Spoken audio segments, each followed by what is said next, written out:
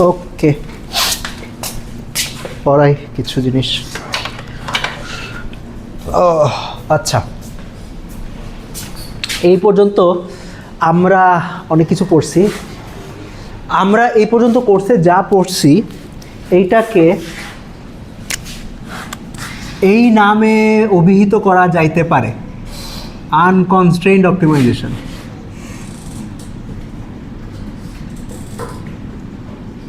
ওকে, আনকনস্ট্রেইনড optimisation বলা যেতে পারে। আনকনস্ট্রেইনড অপটিমাইজেশন মানে আমাদের এই পর্যন্ত কোর্সের উদ্দেশ্য ছিল এই প্রবলেমটা সলভ করা, minimize some function F of X, যেটা সিঙ্গেল ভ্যারিয়েবলও হইতে পারে, মাল্টি ভ্যারিয়েবলও হইতে পারে, কিন্তু এক্সের উপর কোনো কন্ডিশন নেই। ওকে, এক্স আপনার এই ফাংশনের ডোমেইনে যা কিছু আছে যে কোনো কিছু যে কোনো ভ্যালু নিতে পারে। ঠিক আছে, এটা ছিল এই পর্যন্ত কোর্সের উদ্দেশ্য। এখন আমরা আর কি নেক্সট স্টেপ যেটা করব সেটা হইল, যদি আপনাকে এক্সের উপর কোনো কন্ডিশন দিয়ে দিই যে সাচ দ্যাট, এখন যদি প্রবলেমটা এরকম হয় যে minimize f of x such that এক্সকে কিছু কিছু কন্ডিশন স্যাটিসফাই করতে হবে। কথার কথা, এক্সকে ধরেন 2 চেয়ে বড় হইতে হবে, অথবা এক্সের সবগুলো ভ্যালু যোগ করলে 1 পাইতে হবে, অথবা এক্সকে ইন্টিজার হইতে পারে হইতে হবে ডট ডট। ঠিক আছে, অনেক ধরনের কন্ডিশন থাকতে পারে। তো যে কোনো কন্ডিশনে থাকুক না কেন, যদি কোনো কন্ডিশন থাকে সেটাকে আমরা বলি কনস্ট্রেইন্ট। ওকে, এক্সের উপর যে কন্ডিশন, এক্স মানে ভ্যারিয়েবল, যে ভ্যারিয়েবলের উপর আপনি ম্যাক্সিমাইজেশন বা মিনিমাইজেশন চালাইতেছেন, ওই ভ্যারিয়েবলের উপর যে কন্ডিশনগুলো আছে ওইগুলোকে কনস্ট্রেইন্ট বলে। তো কনস্ট্রেইন্টের প্রেজেন্সে আপনার এই অপটিমাইজেশন করা, মিনিমাইজেশন বা ম্যাক্সিমাইজেশন করা, এটাকে কনস্ট্রেইন্ট অপটিমাইজেশন বলে। তো এখন আর কি আমরা কনস্ট্রেইন্ট অপটিমাইজেশন করব। ওকে,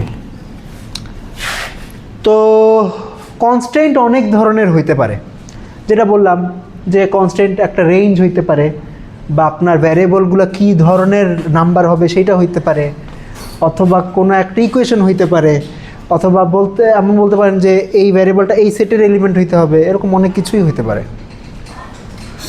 হ্যাঁ, অনেক কিছুই হইতে পারে। তো আমরা একটা স্পেসিফিক টাইপ অফ কনস্ট্রেইন্ট নিয়ে কাজ করব,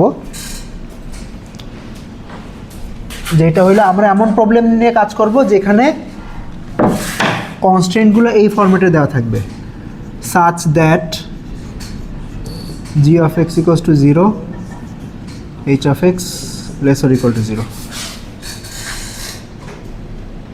কোনটাকে যে এইচ বলে আর কোনটাকে জি বলে ভুলে গেছি।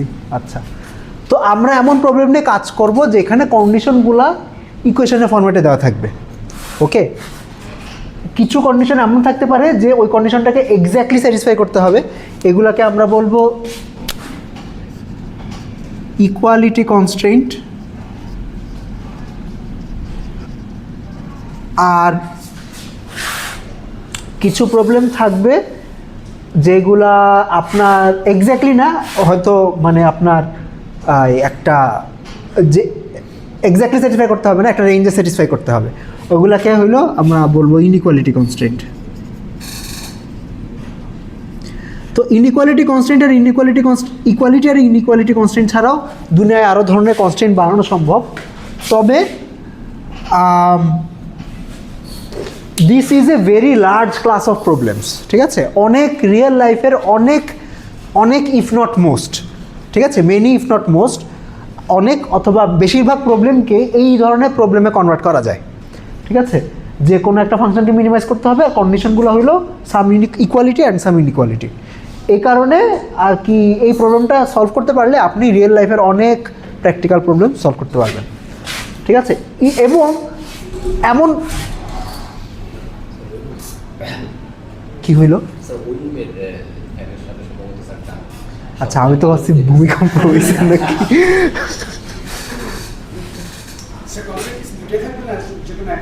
ও আচ্ছা, এটা মাল্টিপল থাকতে পারে, মানে ধরেন এখানে একটা ইন্ডেক্স থাকতে পারে আই, এখানে ইন্ডেক্স থাকতে পারে জে। ঠিক আছে, একাধিক ইকুয়ালিটি কনস্ট্যান্ট থাকতে পারে, হ্যাঁ কম্বাইন্ডও থাকতে পারে। না না না, দুইটাই থাকতে পারে। ঠিক আছে, মানে দুইটা সাইমultaneously থাকতে পারে। হ্যাঁ, দুইটা সাইমালটেনিয়াসলি থাকতে পারে। ওকে, তো কোথায় জানিছিলাম, হ্যাঁ, যে many if not most problems can be reduce to this form, এবং এমন টেকনিকও এক্সিস্ট করে যে কোনো একটা কনস্ট্রেন্ট অপটিমাইজেশন প্রবলেম যদি এই ফর্মেটে নাও দেওয়া থাকে তাও কিছু ম্যানিপুলেশন করে আপনার এই ফর্মেটে নিয়ে আসা সম্ভব, এরকম টেকনিকও এক্সিস্ট করে। ঠিক আছে, ওকে, তো this was our introduction to constrained optimization. তো আমি আপনাদের রোল কল করিনি।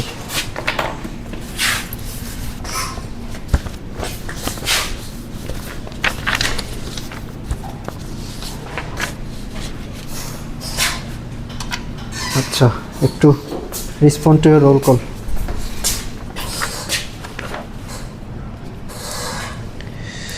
কত তারিখ আজকে?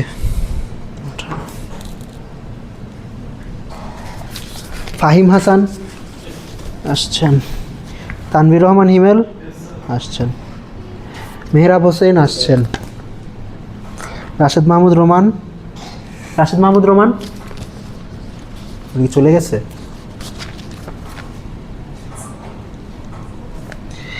ওকে, সিদ্দিক বিশ্বাস নাই, সাফওয়ান হাকিম, জিহাদুল ইসলাম তাসিম, শাফিন আলম, প্রত্যয়দেব বর্মন।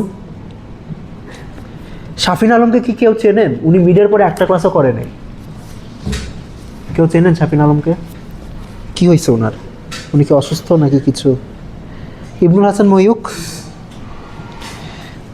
মুক্তাদির কেনানি, সেও চলে গেছে। সরকার তানভীর সিদ্দিক, ফাহাদ নাদিম জিয়াদ, রনক জাহান, মোহাম্মদ আবরার জাহিন ইন্তিজার, মোহাম্মদ জুনাইদ নাই, ও আসে নাই। আরিফ আরিয়ান সৈকত, নাজমুল হাসান হিমেল, Mohammad নেহাদ Alam.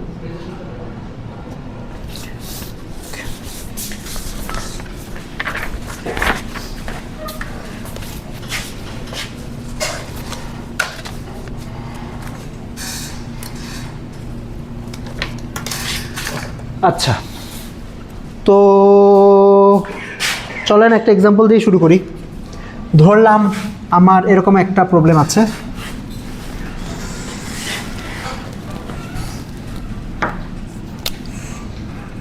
Minimise x square plus Y square such that x plus y equals to 1. Okay, so this is an example of a constraint optimization problem. যদি কনস্ট্রেন্টটা না থাকতো তাহলে আমার মিনিমাম ভ্যালু কী হইতো? 0 0 0। তো যেহেতু কিন্তু 0 0 তো এই কন্ডিশনটাকে স্যাটিসফাই করে না, তো এই কন্ডিশনটা দিয়ে দিলে ডেফিনেটলি মিনিমাম অন্য কিছু পাবো। আচ্ছা, কী পাবো সেটা বের করি। তো কনস্ট্রেন্ট অপটিমাইজেশন প্রবলেম সলভ করার সবচেয়ে ধরেন একদম বেসিক অ্যাপ্রোচ হইতে পারে মেথড অফ এলিমিনেশন। আচ্ছা, মেথড অফ এলিমিনেশন কি? মেথড অফ এলিমিনেশন হইল কোনো একভাবে আপনি কনস্ট্রেন্টটাকে সরাই ফেলার কোনো মেকানিজম তৈরি করেন। যদি সরাই ফেলতে পারেন তাহলে কনস্ট্রেন্ট অপটিমাইজেশন প্রবলেমটা একটা আনকনস্ট্রেন্ট অপটিমাইজেশন প্রবলেম হয়ে যাবে। তারপর আনকনস্ট্রেন্ট অপটিমাইজেশন তো কেমনে সলভ করতে হয় এটা আমরা পুরো কোর্স ধরে শিখেই আসছি। তো এই প্রবলেমটা খুবই ইজিলি একটা আনকনস্ট্রেন্ট অপটিমাইজেশন প্রবলেমে কনভার্ট করা সম্ভব। কেমনে দেখেন, X plus Y equal to যদি 1 হয় তাহলে ওয়াই ইকুয়াল টু কি 1 মাইনাস এক্স। তাইলে এই ওয়াইয়ের ভ্যালুটা উপরে সাবস্টিটিউট করে দেন, তাইলে this problem becomes equivalent to this problem, minimize x square plus 1 minus x whole square. Okay, এখন এইটা তো সলভ করতে পারবো। এটা কেমন সলভ করবো? ফার্স্ট ডেরিভেটিভ করবো, 0 সেট করবো, তারপর হ্যান ত্যান যা যা করা লাগে তো করি সেটা। আচ্ছা,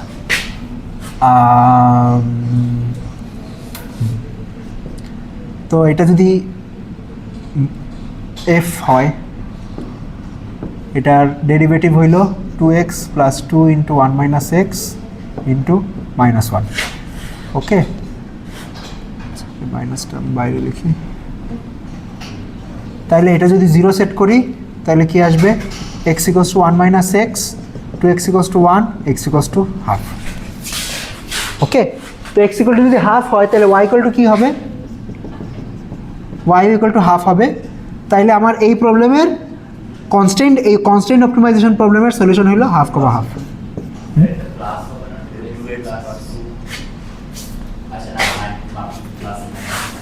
মানে মাইনাস এক্সকে ডেরিভেটিভ করলে আবার মাইনাস আসে, ওই মাইনাসটা দিছে এখানে। ওকে, আচ্ছা, ওকে, বেশ সিম্পল। তো যদি লাইফ এত সিম্পল হইতো তাহলে তো আসলে আমাদের আর পড়াই লাগতো না কনস্ট্যান্ট অপটিমাইজেশন। আনফর্চুনেটলি অনেক প্রবলেম থাকে যেখানে আপনি এলিমিনেশন করতে পারবেন না।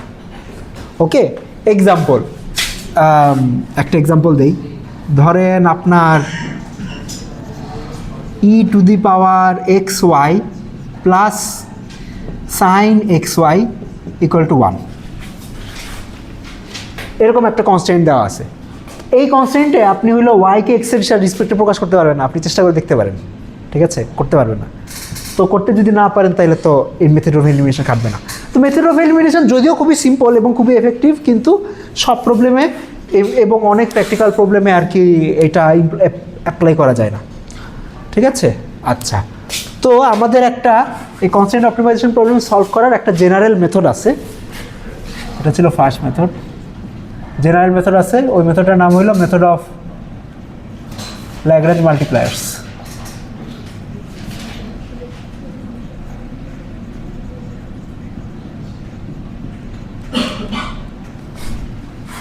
ওকে, আচ্ছা, আচ্ছা, এখানেও আরেকটা কথা রিমাইন্ডার যে আমরা এই যে অ্যাপ্রোচটা নিতেছি, ধরেন ডেরিভেটিভ বাইর করতেছি, জিরো সেট করতেছি, অবশ্যই এই টেকনিক অ্যাপ্লাই করার জন্য আপনার অরিজিনাল ফাংশন এবং কনস্ট্যান্ট সবগুলোকে ডিফারেন্সিয়েবল হইতে হবে। যদি ডিফারেন্সিয়েবল না হয় তাহলে তো আপনি ডেরিভেটিভ নিতে পারবেন না। ওকে, তো এই টেকনিকগুলো হইল আপনার কনস্ট্যান্ট ইকুয়েশন এবং অরিজিনাল ফাংশন সবগুলাই যদি ডিফারেন্সিয়েবল হয় তাহলে এই টেকনিক ইউজ করতে পারবেন। আচ্ছা, method of Lagrange multipliers. Method of Lagrange multipliers কি? মেথড অফ ল্যাগ্রেঞ্জ মাল্টিপ্লায়ার্স আগে কেমনে কাজ করে, অর্থাৎ প্রসিজিওরটা কি সেটা বলি, কেন কাজ করে এটা পরে বলবো। আচ্ছা, প্রসিজিওরটা হইল আপনার ল্যাগ্রাঞ্জিয়ান নামক একটা ফাংশন বানাতে হবে। আপনার অরিজিনাল যে কনস্ট্যান্ট অপটিমাইজেশন প্রবলেম আছে ওই প্রবলেম থেকে একটা ল্যাগ্রাঞ্জিয়ান ফাংশন বানাতে হবে। ল্যাগ্রাঞ্জিয়ান ফাংশন বানানোর নিয়ম কি? নিয়ম হইল আপনার যেটা মিনিমাইজ করতে হবে ওইটা লিখবেন, প্লাস কনস্ট্যান্ট ইকুয়েশনটা লিখবেন। আচ্ছা, লেখার আগে কনস্ট্যান্ট ইকুয়েশনটাকে একটা স্ট্যান্ডার্ড ফরম্যাটে নিয়ে যেতে হবে। স্ট্যান্ডার্ড ফরম্যাটটা কি? স্ট্যান্ডার্ড ফরম্যাটটা হইল সামথিং ইকুয়াল টু 0, এই ফরম্যাটে নিয়ে যাবেন। ওকে, এই ফরম্যাটে নেওয়ার পরে তারপরে আপনাদের কি ল্যাগ্রেঞ্জ মাল্টিপ্লায়ার কোনো কোর্সে শেখানো হয়েছে? ও আচ্ছা, 330 কি course? Numerical method? Numerical method Lagrange multiplier শেখায়? ইন্টারেস্টিং। আচ্ছা, ল্যাগ্রেঞ্জ ইন্টারপোলেশন শিখছেন? হ্যাঁ, রাইট। এটা ল্যাগ্রেঞ্জ ইন্টারপোলেশন আরেকটা, ল্যাগ্রেঞ্জের নামে অনেক কিছু আছে, তো এটা আরেকটা। ওকে, তো ল্যাগ্রাঞ্জিয়ান ফাংশনটা বানানোর নিয়মটা হইলো এইটা। আপনি মেইন ফাংশনটা লিখবেন, তারপর কনস্ট্যান্ট ইকুয়েশনটা লিখবেন, গুণ একটা এক্সট্রা ভ্যারিয়েবল বা মাল্টিপ্লায়ার। এই কারণেই মেথডটাকে মেথড অফ ল্যাগ্রেঞ্জ মাল্টিপ্লায়ার্স বলে। একটা মাল্টিপ্লায়ার দিয়ে গুণ দিয়ে লিখবেন। লেখার পর এই যে নতুন ফাংশনটা তৈরি হয়েছে এই নতুন ফাংশনটার উপর আনকনস্ট্রেন্ট অপটিমাইজেশন চালাবেন। ওকে, চালাইলে যে সলিউশনটা বাইর হবে ওই সলিউশনটা হলো অরিজিনাল কনস্ট্যান্ট অপটিমাইজেশন প্রবলেমের একটা সলিউশন বের হবে, ঠিক আছে। তো এই নতুন ফাংশনটা হইলো আপনার অরিজিনাল ভ্যারিয়েবলগুলোর যেরকম ফাংশন, এক্স আর ওয়াইয়েরও ফাংশন, সিমিলারলি ল্যামডারও ফাংশন। এক্স ওয়াই ল্যামডা তিনটা ভ্যারিয়েবলের ফাংশন। এখন তিনটা ভ্যারিয়েবলের উপর আপনাকে হইলো এই মিনিমাইজেশন চালাতে হবে।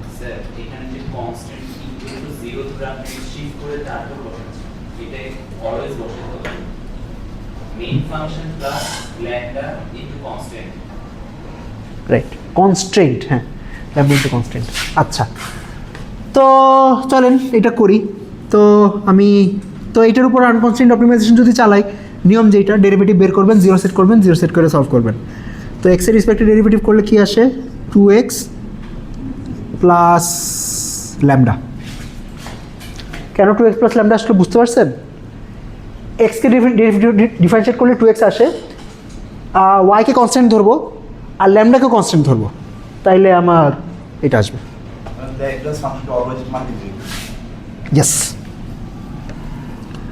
রাইট, কারণ যদি সিঙ্গেল ভ্যারিয়েবল ফাংশন হয় এটাও তো একটা মানে দুইটা ভ্যারিয়েবলের ফাংশনই হয়ে যাবে। ওকে, ওয়াই রেসপেক্টে যদি ডেরিভেটিভ করি তাহলে 2y প্লাস ল্যামডা আসবে, আর যদি জেড এর রেসপেক্টে ডেরিভেটিভ করি তাহলে জেড কেন লিখলাম, ল্যামডা রেসপেক্টে যদি ডেরিভেটিভ করি তাহলে আসবে এক্স প্লাস ওয়াই মাইনাস 1। ঠিক আছে, আচ্ছা নেক্সট কাজ হইল এটাকে 0 সেট করবেন, এটাকে 0 সেট করবেন, এটাকে 0 সেট করবেন। আচ্ছা, তো স্ট্যান্ডার্ড প্রসিজার যেটা সেটা হইল আপনার এই ল্যামডা ডেরিভেটিভের যে ইকুয়েশনটা, এই ইকুয়েশনটা বাদে অন্য ইকুয়েশনগুলোকে আপনি ল্যামডা রেসপেক্টে প্রকাশ করবেন, প্রকাশ করে ওইটা এখানে সাবস্টিটিউট করবেন, তাইলে সলিউশনটা হয়ে যাবে। অর্থাৎ আমি যদি বোঝাতে চাচ্ছি, এটা যদি 0 সেট করি তাহলে এক্সের ভ্যালু আসবে মাইনাস ল্যামডা বাই 2, ওয়াইয়ের ভ্যালু আসবে মাইনাস ল্যামডা বাই 2। এই দুইটা ভ্যালু এবার এটার মধ্যে ইনপুট দেন, ইনপুট দিলে আসবে minus lambda by 2 minus lambda by 2 minus 1 সমান 0। ওকে, তাইলে আসবে মাইনাস ল্যামডা মাইনাস 1 সমান 0, therefore lambda equal to minus 1।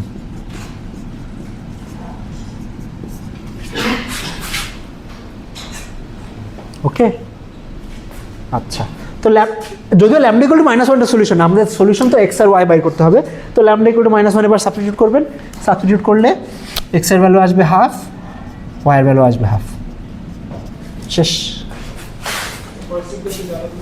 হ্যাঁ, আচ্ছা, এখন মানে এইটা তো স্টেশনারি পয়েন্ট বাইর হইলো, এখন এটা আলো ম্যাক্সিমা বাইর হইলো নাকি মিনিমা বাইর হইলো, এইটা করা লাগবে নাকি? আচ্ছা, আপাতত এটা করা লাগবে না। ওকে, আপাতত খালি আমরা স্টেশনারি পয়েন্টটা বের করাই শিখি, যদি করা লাগে ভবিষ্যতে বলবো, কারণ আপনার ল্যাগ্রেঞ্জিয়ানের উপর সেকেন্ড ডেরিভেটিভ টেস্ট করাটা একটু ট্রিকি। আচ্ছা থাক, আপাতত আমরা স্টেশনারি পয়েন্ট বের করেই শিখি। ওকে, তো অরিজিনাল সলিউশন যেটা বাইরে ছিল ওইটা বের হয়ে গেছে। আচ্ছা, ঠিক আছে, আরেকটা এক্সাম্পল করি, বলতেছি।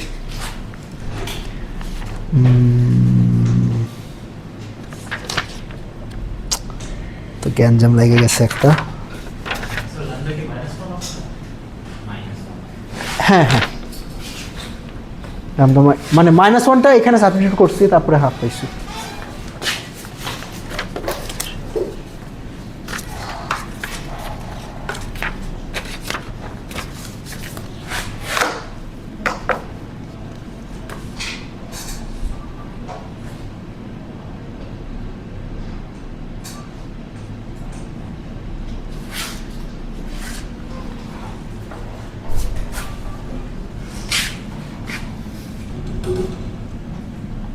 কি ব্যাপার?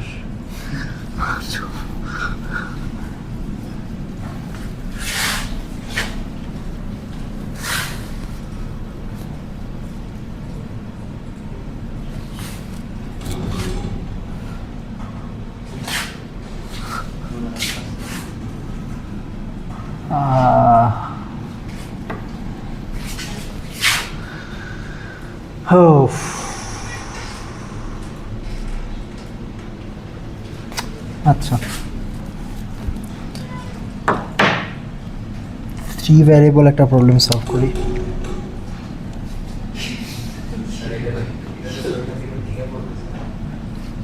কোনটা কাঁপতেছে? এইটা কাঁপতেছে না উপরে কিছু কাঁপতেছে?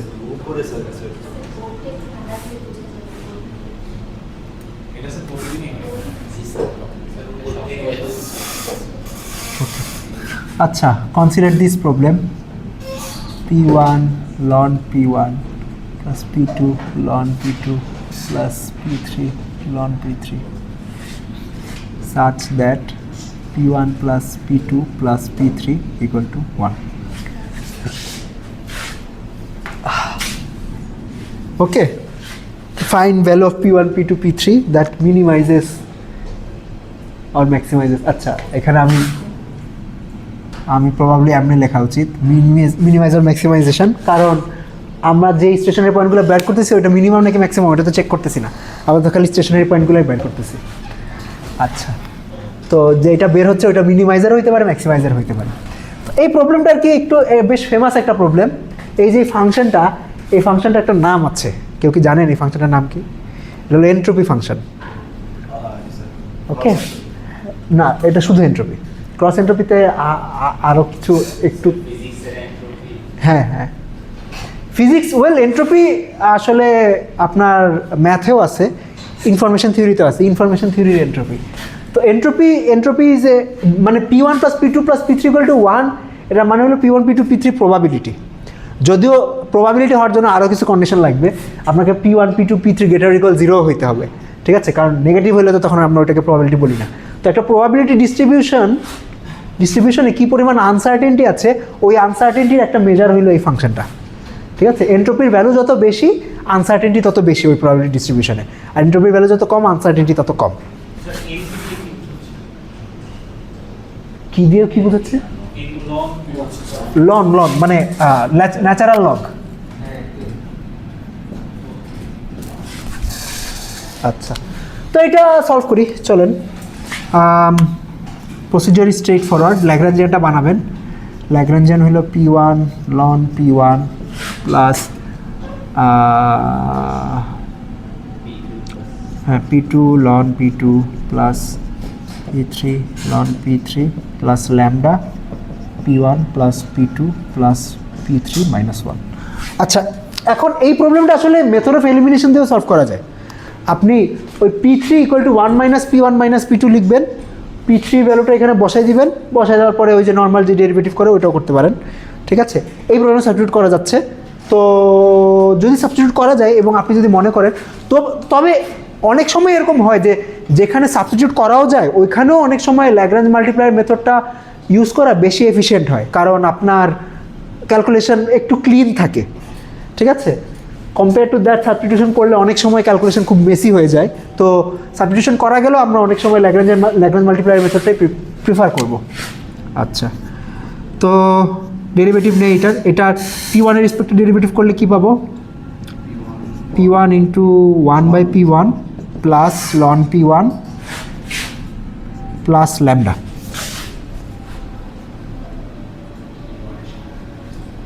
ওকে, কেমনে লিখলাম বুঝছেন?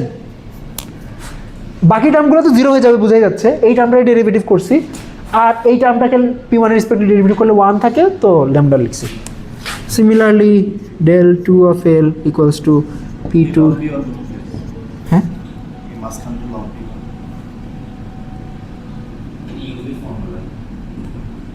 বুঝিনি। আচ্ছা,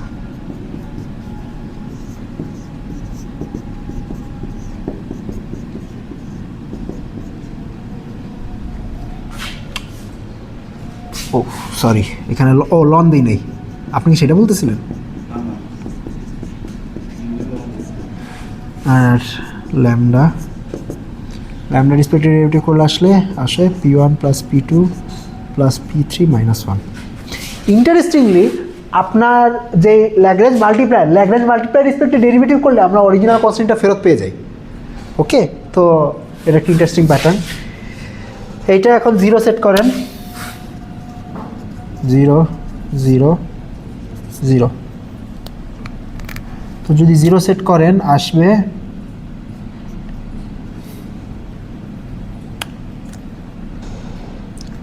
(1 + ln P1 plus lambda = 0) implies that ln P1। ওকে, আচ্ছা, আমাদের স্ট্র্যাটেজিও আগের মতোই। এই তিনটা থেকে আমরা P1 P2 P3 এর ভ্যালু বাইর করব ইন টার্মস অফ ল্যামডা, সেই ভ্যালুটা এখানে সাবস্টিটিউট করে তারপর সলভ করব। ওকে, তাইলে আসে ln P1 = -1 - lambda, therefore implies that P1 হইল e⁻⁻1 - lambda। ওকে, আচ্ছা, পরেরগুলো সেমই আসবে আসলে, কারণ ইকুয়েশনের ফর্ম যেহেতু সিমেট্রিক।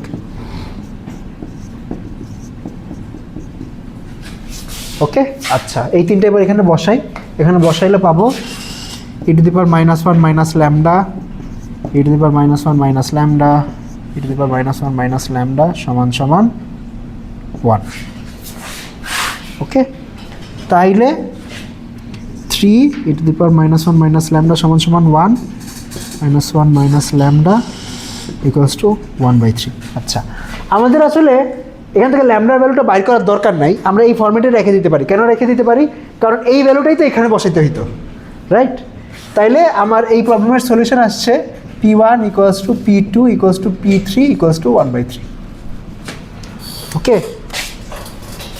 অর্থাৎ যদি এটা একটা প্রবাবিলিটি ডিস্ট্রিবিউশন হইতো তাইলে এই ফাংশনটাকে কোন প্রবাবিলিটি ডিস্ট্রিবিউশন ম্যাক্সিমাইজ করে সব সমান ইউনিফর্ম ডিস্ট্রিবিউশন ওকে তো which actually make sense with our intuition কারণ আপনার ইউনিফর্ম ডিস্ট্রিবিউশনে আনসার্টেনিটি সবচেয়ে বেশি ধরেন আপনাকে যদি বলি যে আমি একটা কয়েন ফ্লিপ করব কয়েন ফ্লিপের রেজাল্ট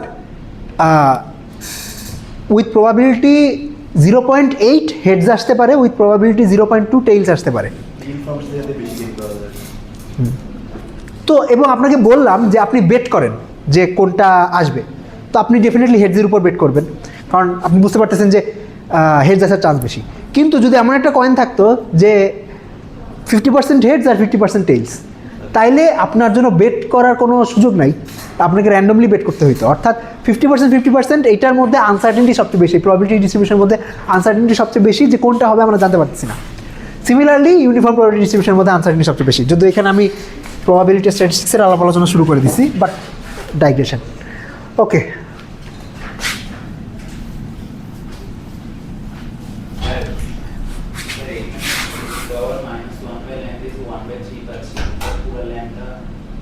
আমাদের পুরো ল্যামডা লাগবে না কারণ আমাদের তো অ্যাকচুয়ালি উদ্দেশ্য তো p1 p2 p3 ভ্যালু বাইর করা পুরো ল্যামডা ভ্যালু লিখতে পারবো আপনি লন নেবেন দুই সাইডে লন নিয়ে 1 মাইনাস করবেন কিন্তু আপনাকে আবার ল্যামডা ভ্যালু বাইর করে ওইটা আবার এখানেও আবার e to the power -1 minus ল্যামডাতেই প্রশ্ন লাগতো এই কারণে আমি আবার আর ল্যামডাটা বাইর করে নিই আলাদা করে হ্যাঁ ভ্যারিয়েবলগুলো বাইর করে রাইট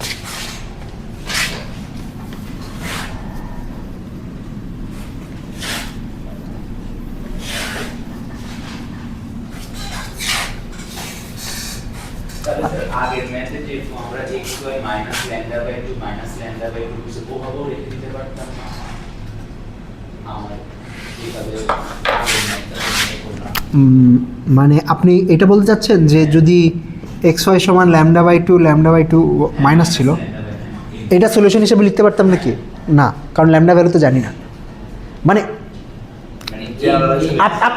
আপনি যদি মানে আমাকে বলেন যে স্যার আগের প্রবলেমের সলিউশন এইটা এখন আমি তো আপনাকে জিজ্ঞেস করবো যে ল্যামডা ভ্যালু কি কারণ ল্যামডাটা তো অরিজিনাল প্রবলেমের পার্ট ছিল না ল্যামডাটা তো আমরা অরিজিনাল প্রবলেমটাকে ট্রান্সফর্ম করছি তারপরে সেখানে ল্যামডাটা অ্যারাইজ করছে তো সেই ট্রান্সফর্ম প্রবলেম সলভ করার পর আমার তো আবার অরিজিনাল প্রবলেমে ফেরত আসতে হবে তাহলে স্যার আমরা এই ম্যাথে কেন ল্যামডার ভ্যালুটা আসলে বের করতেছি আমরা ওভাবে রেখে দিচ্ছি যে লাইক p1 p2 p3 কে আমরা e to the power -1 by lambda এইভাবে রেখে না এমনি রাখি নাই তো মানে p1 সমান e to the power -1 minus lambda আসছিল আমি তো এটা বলি নাই যে এটা সলিউশন আমি বলছি p1 ইকুয়াল টু 1/3 সলিউশন 1/3 কই থেকে পাইছিলাম কারণ এই জিনিসটা ভ্যালু 1/3 বুঝছেন মানে আমি হ্যাঁ আমি এটাকে এই ফরম্যাটে রাখছি তারপর এটা ভ্যালুটা আবার বাইর করছি আচ্ছা আরেকটা প্রবলেম করাই আপনার মাল্টিপল ইকুয়ালিটি কনস্ট্যান্ট যদি থাকে তাহলে কি হতে পারে এক্সাম্পল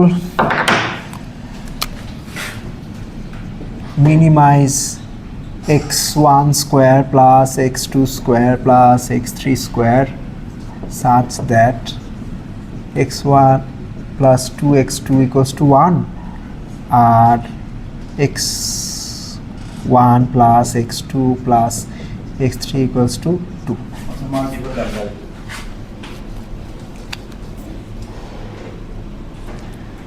যদিও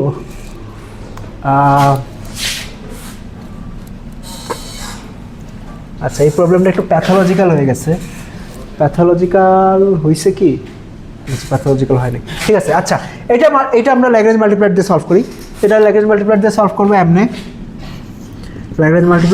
ল্যাগ্রেঞ্জিয়ান ফাংশনটা বানাবো x1 square plus x2 square plus x3 square plus এখন আমাদের দুইটা মাল্টিপ্লায়ার লাগবে, দুইটা ইকুয়েশন যেহেতু দুইটার জন্য দুইটা মাল্টিপ্লায়ার লাগবে, x1 plus 2x2 minus 1, x1 plus x2 plus x3 minus 1। Okay, আচ্ছা। ও ভাই, এখন আসলে এক গাদা ইকুয়েশন আসবে। হ্যাঁ হ্যাঁ হ্যাঁ, রাইট। আচ্ছা, এখন এক গাদা ইকুয়েশন আসবে। ওফ, তারা লাগতেছে। আচ্ছা করি, del L by del x1, এটা আসবে হইল 2x1 plus lambda 1 plus lambda 2,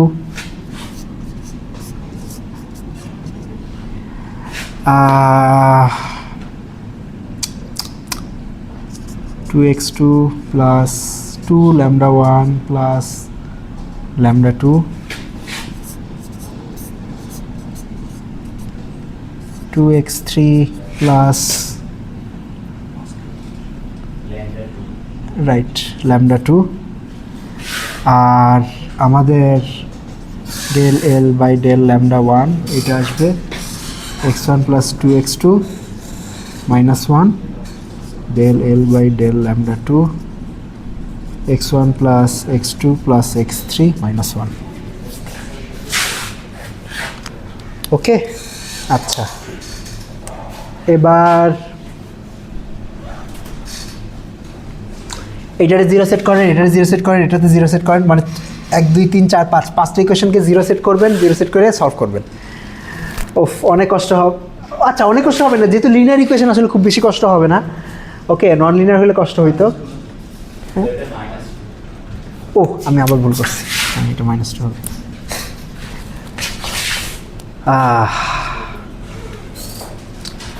ওকে, আচ্ছা করি, একটু একটু কষ্ট করি, যেহেতু আপনার প্রথম প্রথম শিখাইতেছি, একটু কষ্ট করি। তাইলে প্রথম ইকুয়েশনকে জিরো সেট করলে পাবো x1 equals to minus lambda 1 plus lambda 2 by 2। Second equation থেকে পাবো x2 সমান সমান minus 2 lambda 1 plus lambda 2 by 2। x3 সমান, হ্যাঁ হ্যাঁ, এটা আসবে মাইনাস ল্যামডা 2 বাই 2।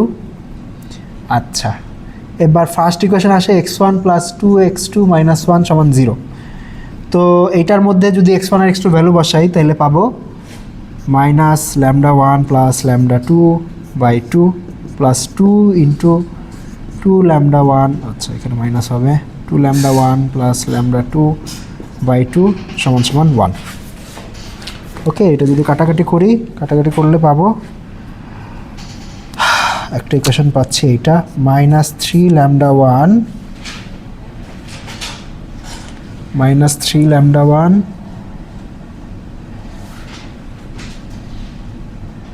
ও না,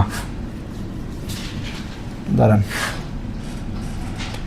অন্য কিছু পাবো, আমি লিখি সমান 2 মাইনাস ল্যামডা 1, এখানে -4, minus 5 lambda 1 minus lambda 2 minus 2 minus 3 lambda 2 সমান সমান 2। ওকে, আচ্ছা এটা একটা ইকুয়েশন আসছে। আরেকটা ইকুয়েশন কি আসবে? আরেকটা ইকুয়েশন আসবে এখান থেকে, x1 এর ভ্যালু কত, minus lambda 1 plus lambda 2 by 2 minus 2 lambda 1 plus lambda 2 by 2 minus lambda 2 by 2, এটা সমান সমান আসবে 2। 2 দিয়ে গুণ দেই, ল্যামডা 1 এর আগে কি আসবে, -1 -2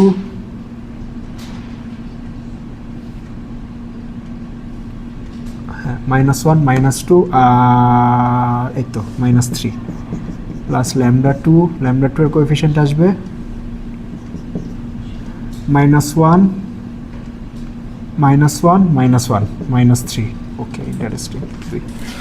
তো ল্যামডা 1 আর ল্যামডা 2 দুইটা ইকুয়েশন আসছে, একটা হইল এইটা, আচ্ছা একটা হইল এইটা, ল্যামডা 1 গুণ -5 প্লাস ল্যামডা 2 গুণ -3 সমান সমান 2। আরেকটা ইকুয়েশন হইল এইটা, ল্যামডা 1 গুণ -3 প্লাস ল্যামডা 2 গুণ -3 সমান সমান 2। হোলি শিট। আচ্ছা তাইলে এবার এটা আপনি ক্যালকুলেটারে বসান, ক্যালকুলেটারে বসাইলে চলে আসবে সলিউশন। আমি কি ঠিক করছি নাকি ভুল করছি, কোথাও কি কোনো ভুল করছি না ভুল করি নাই? ঠিক আছে, আচ্ছা সলিউশনটা দেখে আমি বসাই দিই। একটা সলিউশন মানে সলিউশনটা আসবে এটা, λ1 সমান 0 আসবে আর λ2 আসবে -2/3।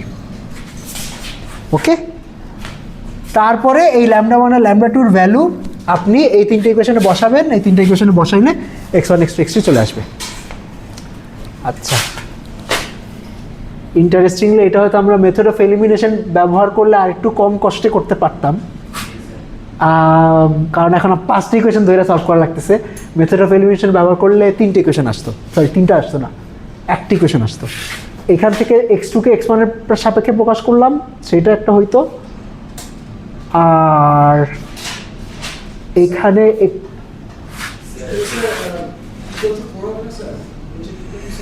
ও ইয়েস ইয়েস ইয়েস, আচ্ছা আচ্ছা, তাহলে ভুল করছি। 4 হবে কি? হ্যাঁ হ্যাঁ 4 হবে। আচ্ছা তাহলে আমি ভুল করছি, তাহলে এটা সলিউশন হবে না, অন্য কিছু সলিউশন হবে। একটু বসান তো ক্যালকুলেটরে, বলেন তো সলিউশনটা কি আসে। আচ্ছা, λ2 = -7/3। ঠিক আছে, তো এইটাই হলো স্ট্যান্ডার্ড প্রসিজিওর। তো আপনি পরীক্ষার কোয়েশ্চেন দেখা একটু এডুকেটেড গেস যদি করতে পারেন যে মেথড অফ এলিমিনেশন ব্যবহার করবেন নাকি ল্যাগ্রেঞ্জ মাল্টিপ্লাই ব্যবহার করবেন, তাহলে একটু কম কষ্টে করতে পারবেন, অসুবিধা নেই। যে কোনোটাই ইউজ করতে পারেন, মানে এমন না যে আপনাকে এলিমিনেশনই ব্যবহার করতে হবে বা ল্যাগ্রেঞ্জ মাল্টিপ্লাই ব্যবহার করতে হবে। কিছু কিছু ক্ষেত্রে একটা মেথডের তুলনায় একটা মেথডের কষ্ট কম হইতে পারে। ওকে, আচ্ছা ঠিক আছে। তো ল্যাগ্রেঞ্জ মাল্টিপ্লাই মেথডটা কি সেটা বললাম। আচ্ছা, এটা কেন কাজ করে সেটা এখন বলি।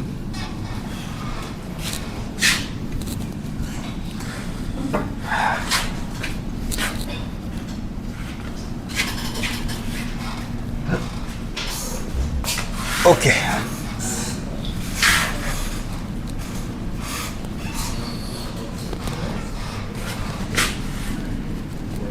তো আমার একটা কনস্ট্যান্টের জন্যই বলি, ধরেন আমার কনস্ট্যান্ট অপটিমাইজেশন প্রবলেমটা আছে এরকম, minimise f of x such that h of x g লিখি such that g of x equals to 0। ধরেন f আর g হলো একটা দুইটা মাল্টিভ্যারিয়েবল ফাংশন। ওকে, তো আমরা যে নিয়মটা বললাম সেটা হইল যে ল্যাগ্রেঞ্জিয়ানটা বানাবো, ল্যাগ্রেঞ্জিয়ান আসবে হইল f of x plus lambda g of x, তারপর এটা ডেরিভেটিভ বের করব। ডেরিভেটিভ বের করলে ধরেন আমি যদি এটা গ্রেডিয়েন্ট নিই, গ্রেডিয়েন্ট আসবে হইল del f plus lambda del g সমান সমান 0। তারপরে এটা সলভ করব। ওকে, তো এই কন্ডিশনটা ট্রু কেন হবে, কনস্ট্যান্ট অপটিমাইজেশনে এই কন্ডিশনটা কেন ট্রু হয় সেইটার একটা মোটিভেশন আপনাদের দেওয়ার চেষ্টা করি। আচ্ছা, এরকম চিন্তা করেন যে একটা এক্সাম্পল দিই, ধরলাম ওই এক্সাম্পলটা দিই, x² + y² x + y² two, আচ্ছা এইটা মিনিমাইজ করা লাগবে such that x + y = 1। Okay, আচ্ছা, তো দুই ভ্যারিয়েবলের জন্য আমরা একটু ভিজুয়ালাইজ করতে পারবো। ভিজুয়ালাইজ করলে আর কি আপনার ইনটিউশনটা হয়তো কাজ করবে যে কেমনে কাজ করতেছে। ধরলাম এইটা আমার xy plane. Okay, this is my xy plane. Okay, x + y = 1, এই লাইনটা কোনটা? এই লাইনটা না? তো এই ইয়াটা কি বলে, এই অপটিমাইজেশন প্রবলেমটা আপনাকে কি বলে? অপটিমাইজেশন প্রবলেমটা বলে যে আপনাকে এই লাইনের উপরেই থাকতে হবে, এই লাইনের উপরে থাকতে হবে এবং এই লাইনের উপর এমন একটা পয়েন্ট বার করতে হবে যে পয়েন্টের জন্য x² + y² হইলো মিনিমাম হয়। আচ্ছা, এখন আপনাদের কি মনে আছে যে ধরলাম আমার কাছে একটা ইকুয়েশন আছে, মানে আমার কাছে একটা ফাংশন আছে, ধরলাম g of x। ঠিক আছে, এই ফাংশনের এই function equal to some constant, এইটা সেট করলে আমরা যে লাইনগুলো পাই ওই লাইনগুলোকে একটা নাম ছিল কন্ট্যুর লাইন বলে ওই ফাংশনের। ওকে, মনে আছে? তো ধরলাম আমার এরকম জি অফ এক্স একটা ফাংশন আছে, এইটা সমান সমান 0 হইতে হবে। 0 হইতে হবে মানে তার মানে ধরলাম এইটা হলো জি অফ এক্স সমান সমান 0 এর কন্ট্যুর, এইটার উপর থাকতে হবে। আচ্ছা, আপনাদেরকে এইটা মনে আছে যে যে কোনো মাল্টিভ্যারিয়েবল ফাংশনের গ্রেডিয়েন্ট হইল ওইটার কন্ট্যুরের উপর পারপেন্ডিকুলার হয়। ওকে, অর্থাৎ আমি যদি এই পয়েন্টে জি এর গ্রেডিয়েন্টটা আঁকার চেষ্টা করি, তাহলে জি এর গ্রেডিয়েন্টটা হইল এইটার যে ট্যানজেন্ট লাইনের উপর পারপেন্ডিকুলার হবে। কেন হবে? কারণ আপনার গ্রেডিয়েন্টের ডাইরেকশনটা কি বলে? গ্রেডিয়েন্টের ডাইরেকশন বলে যে কোন বরাবর গেলে ফাংশনের ভ্যালু বাড়বে, বা গ্রেডিয়েন্টের অপোজিট ডাইরেকশনে গেলে ফাংশনের ভ্যালু কমবে। তো আমি যদি কন্ট্যুরের উপরেই থাকি তাইলে তো ফাংশনের ভ্যালু চেঞ্জ হয় না। তাইলে গ্রেডিয়েন্টটা যদি এখানে পারপেন্ডিকুলার না হইতো, অর্থাৎ কন্ট্যুর বরাবর যদি কোনো কম্পোনেন্ট থাকতো, তাইলে আমার কন্ট্যুর বরাবর আগাইলে ফাংশনটা কনস্ট্যান্ট থাকতো না। ওকে, কারণ মানে ধরেন গ্রেডিয়েন্টটা এই বরাবর আছে, কথার কথা যদি এই বরাবর থাকতো, আমার এই ফাংশনের কন্ট্যুরের উপর যে ট্যানজেন্টটা হলো এই বরাবর, এই দুইটা যদি ডট প্রোডাক্ট নেন, ডট প্রোডাক্ট নিলে কি পাবো? একটা নন জিরো ভ্যালু পাবো। যেহেতু নন জিরো ভ্যালু পাচ্ছি, তার মানে কি বলে? তার মানে এটা বলে যে আমি যদি এই বরাবর আগাই, অর্থাৎ এই ট্যানজেন্ট বরাবর আগাই, যেহেতু গ্রেডিয়েন্টের সাথে ডট প্রোডাক্ট নন জিরো, তার মানে আমার ফাংশনে একটা চেঞ্জ হবে। কিন্তু আবার কন্ট্রোল লাইন বলতেছে যে ফাংশনে চেঞ্জ হবে না।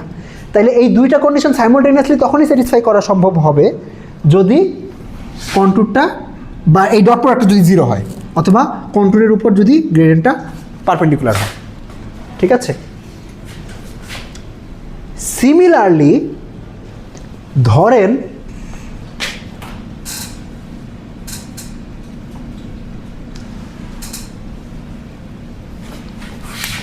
এই প্রবলেমটার দিকে খেয়াল করেন। G of x equal to 0 corresponding একটি কন্ট্যুর আছে, এফেরও আমি কন্ট্যুর প্লট করতে পারবো না। এফের কন্ট্যুর প্লট হতো অন্যরকম কিছু একটা হবে। ধরলাম এইগুলো হইলো এফের কন্ট্যুর।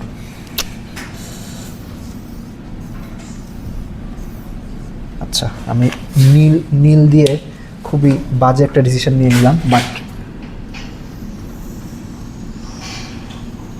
ওকে, এই কালোটা হইলো জি এর কন্ট্যুর আর ইয়াটা হইলো এফ এর কন্ট্যুর। এখন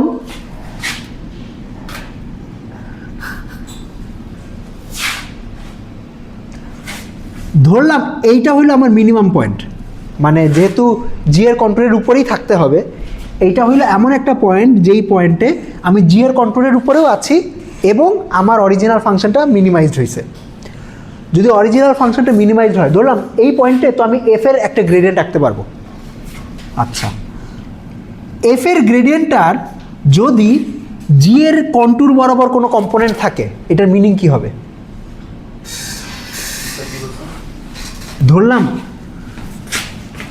ধরলাম this is my contour of জি।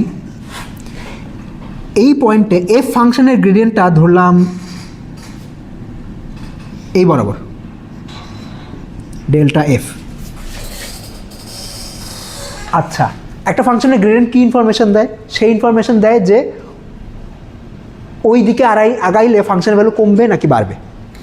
ওকে, গ্রেডিয়েন্টের যদি পারপেন্ডিকুলার ডাইরেকশনে আগাই তাহলে ফাংশনের ভ্যালু চেঞ্জ হয় না, আর যদি যেই দিকে যাচ্ছি সেই দিকের সাথে যদি গ্রেডিয়েন্টের ডট প্রোডাক্ট নন জিরো হয় তাহলে ফাংশনের ভ্যালু চেঞ্জ হবে। আচ্ছা, যদি এইটা গ্রেডিয়েন্ট হইতো তাহলে আমি যদি ধরেন এই বরাবর আগাই, কথার কথা এই দুইটা ভেক্টরের ডট প্রোডাক্ট কি নন জিরো হবে। নন জিরো যদি হয় তার মানে কি এই বরাবর আগাইলে ফাংশনের ভ্যালু চেঞ্জ হবে। কিন্তু আমি যদি দাবি করি যে এই পয়েন্টে এফ এর ভ্যালু ম্যাক্সিমাম বা স্টেশনারি, এটার মানে কি? এটার মানে হইল ধরলাম এই পয়েন্টে আমি দাবি করলাম এফ এর ভ্যালু মিনিমাম, তাইলে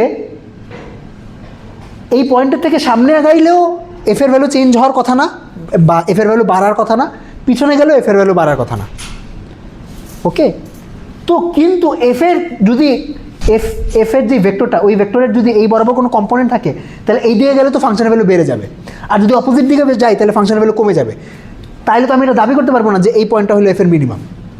ম্যাক্সিমার জন্য একই একই আর্গুমেন্ট দিতে পারবো। যদি এটা দাবি করি যে এটা এই পয়েন্টটা এফ এর ম্যাক্সিমাম, তাইলে এই দিকে গেলে তো আবার এফ এর ভ্যালু বেড়ে যাবে, তাহলে তো এই পয়েন্টটা ম্যাক্সিমাম কেমনে হইলো?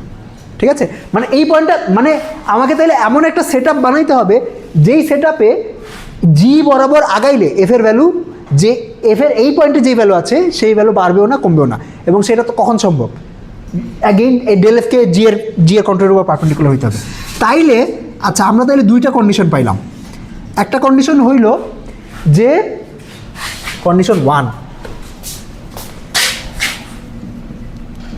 del g is perpendicular to g's contour। এইটা সব ফাংশনের জন্যই সত্য, ঠিক আছে? সব যে কোনো ফাংশনের জন্যই একটা ফাংশনের গ্রেডিয়েন্ট তার কন্ট্রোলের উপর পারপেন্ডিকুলার হয়। আচ্ছা, আর সেকেন্ড কন্ডিশন আরেকটা পাইলাম, if f has to be a minimum or maximum at a certain point, মানে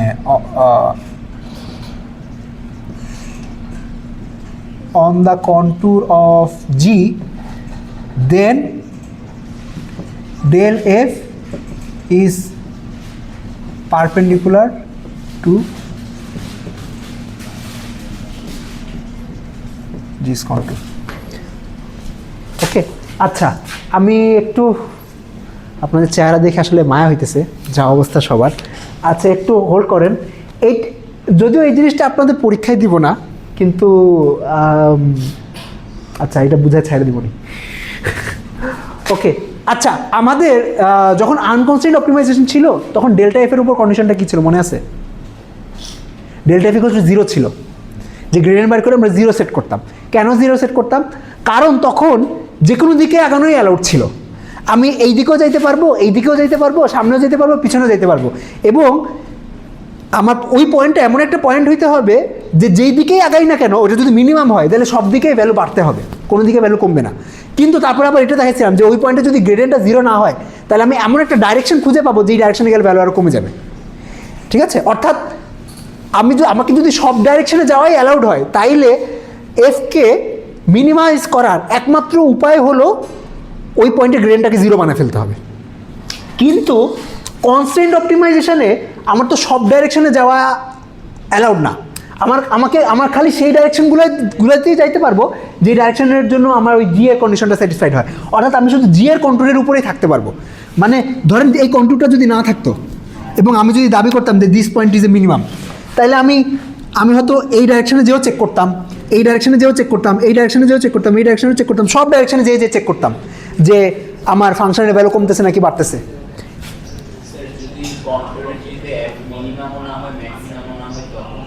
স্যাডেল পয়েন্ট, আচ্ছা,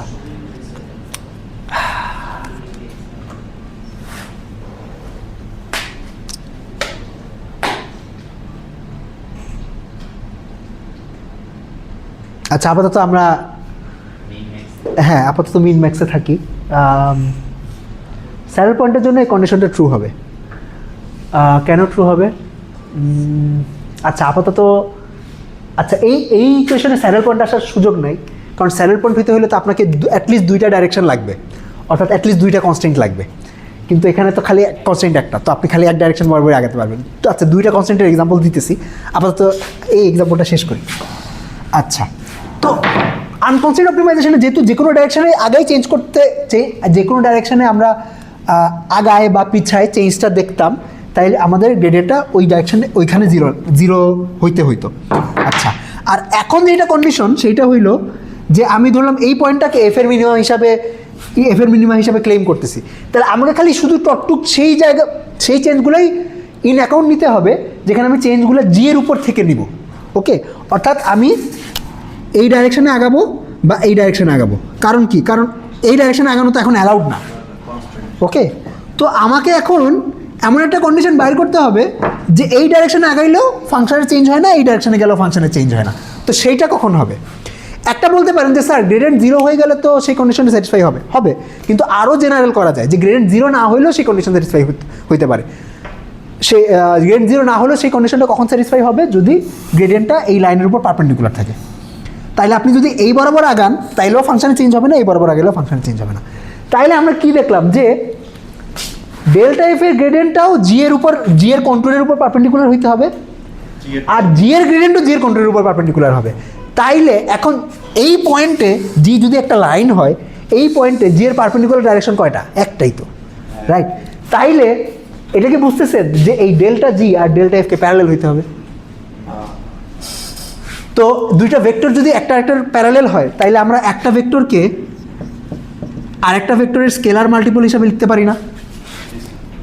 ওকে, হ্যাঁ। তো স্কেলার মাল্টিপল হিসাবে যদি লিখতে পারি, আমি এটাকে এই সাইডে নিয়ে আসতে পারি, তাহলে আমি এটাকে এই ফর্মেটেও লিখতে পারবো। এই যে স্কেলার মাল্টিপল, এইটাই হলো আমাদের ল্যামডা। ওকে, এই যে এইটাই হলো ইকুয়েশনটা, ঠিক আছে? আচ্ছা,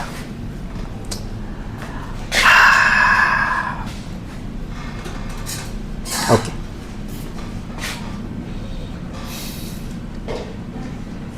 আচ্ছা, মাল্টিপল ভ্যারিয়েবলের ক্ষেত্রে কি হবে? সরি, মাল্টিপল ভ্যারিয়েবল না, মাল্টিপল কনস্ট্যান্টের ক্ষেত্রে কি হবে? মাল্টিপল কনস্ট্যান্টের ক্ষেত্রে, আচ্ছা এখন একটু আপনাদের ইমাজিনেশন কাজ করাতে হবে, কারণ মাল্টিপল কনস্ট্যান্ট যদি হয় আপনাকে একটু থ্রি ডাইমেনশনাল স্পেসে চিন্তা করা লাগবে, ঠিক আছে? আচ্ছা, থ্রি ডাইমেনশনাল স্পেসে তখন জি অফ এক্স ইকুয়ালস টু 0 এইটা একটা সারফেস হবে। কেন? চিন্তা করেন যে এক্স, ধরলাম এই কন্ডিশনটা হলো এরকম, X square plus Y square plus Z square equals to 1। এইটা কিসের ইকুয়েশন বলতে পারবেন? স্ফিয়ারের ইকুয়েশন। তো স্ফিয়ারের সারফেস তো একটা থ্রি ডাইমেনশনাল সারফেস, মানে সারফেসটা টু ডাইমেনশনাল, চিন্তা করা লাগে থ্রি ডাইমেনশনে। তো তখন আমাদের ধরেন g1 of x equals to 0, g2 of x equals to 0, এরকম দুইটা কনস্ট্যান্ট আছে। দুইটা কনস্ট্যান্ট যদি থাকে তাইলে আমার ল্যাগ্রেঞ্জ মাল্টিপ্লায়ার কন্ডিশনটা কী হবে? আমার এখানে ল্যামডা 1 দিব, এখানে ল্যামডা 2 দিব, তারপরে lambda 1 delta g1 plus lambda 2 delta g2, এইটা সমান সমান 0 লিখবো, রাইট? আচ্ছা, এটা কেন ট্রু? আমরা এখান থেকে কিছু মোটিভেশন ধার করি। ধরলাম আচ্ছা g1 x ইকুয়াল টু 0, এটা একটা সারফেস হবে, আমরা ধরলাম সেই সারফেসে জুম করলাম। আমরা যদি যে কোনো সারফেসে এনাফ জুম করি তাহলে লোকালি ওই সারফেসটা একটা প্লেনের মতো লাগে না? যেমন যে কোনো কার্ভের উপর যদি এনাফ জুম ইন করেন লোকালি ওটা একটা স্ট্রেট লাইনের মতো মনে হয়। আচ্ছা, ধরলাম আমাদের g1 of x equals to 0, এটা হইলো এই সারফেসটা, ওকে? আচ্ছা, আর g2 of x equals to 0, এটা হইলো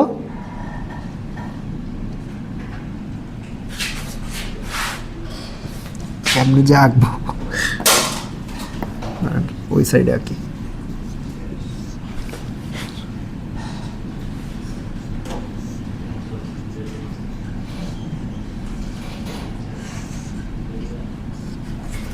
ওকে, আচ্ছা আমি জানি না আপনারা বুঝতে পারতেছেন নাকি।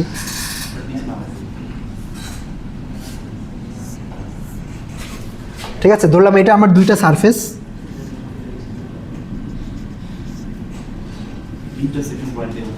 রাইট? তো যদি দুইটাই সাইমালটেনিয়াসলি স্যাটিসফাই করতে হয় তাইলে বেসিক্যালি আমাকে এই দুইটা সারফেসের ইন্টারসেকশনে থাকতে হবে। একটা দুইটা সারফেসের ইন্টারসেকশন কি? একটা স্ট্রেট লাইন হয়, স্ট্রেট লাইন না মানে একটা লাইন হয়, মানে সেই লাইনটা কার্ভ লাইনও হইতে পারে। তো ধরলাম এইটা হইলো আমার সেই লাইন, ঠিক আছে, যে দুইটা সারফেসকে ইন্টারসেক্ট করতেছে। আচ্ছা, এখন তাইলে আগের মতো আমি যদি এই লাইনের উপর কোনো পয়েন্টকে মিনিমাম হিসাবে দাবি করি তাইলে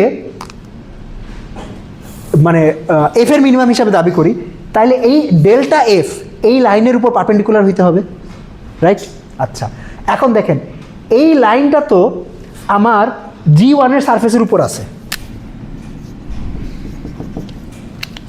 এই লাইনটা তো ফার্স্ট সারফেসের উপর আছে, তাইলে এবং এই লাইনটা তো ফার্স্ট সারফেসের যে কন্ট্যুর সারফেসের উপর একটা সারফেস, তাইলে এই লাইনটা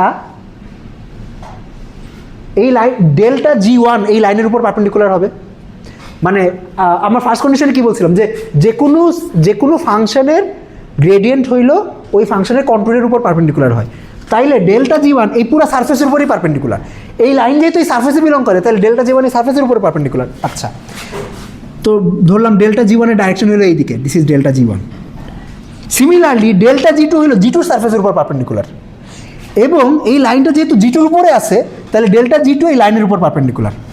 তাইলে আমরা এই লাইনের উপর দুইটা পারপেন্ডিকুলার পাইছি, ডেল্টা জি1ও লাইনের উপর perpendicular to the line, delta জি2ও লাইনের উপর perpendicular to the line.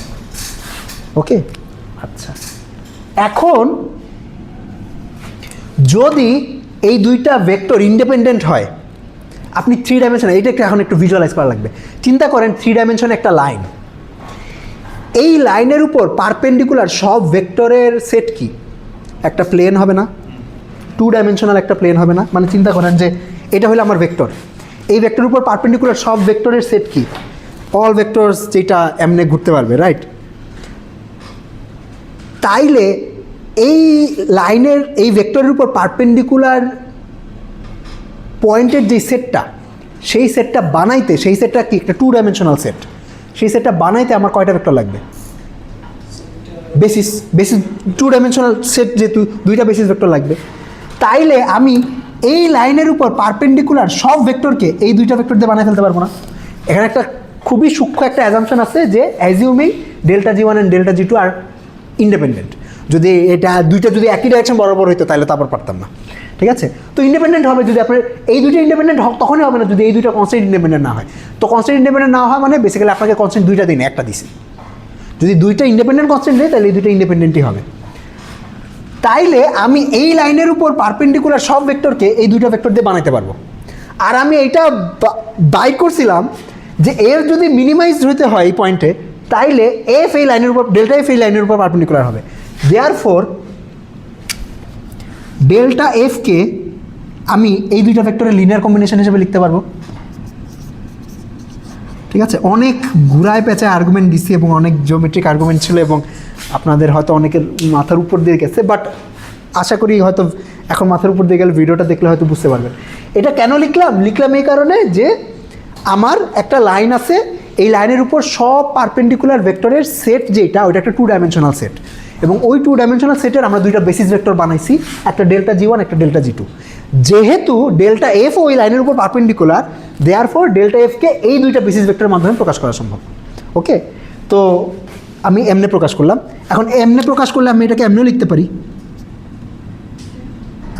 Plus এই ফর্মেটও লিখতে পারি।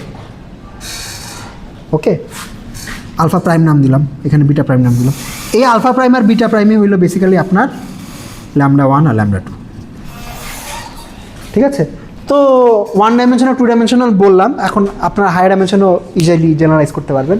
তো এইটা হইলো আপনার এই কন্ডিশনটা কই থেকে আসে, ঠিক আছে? এটা কাইন্ড অফ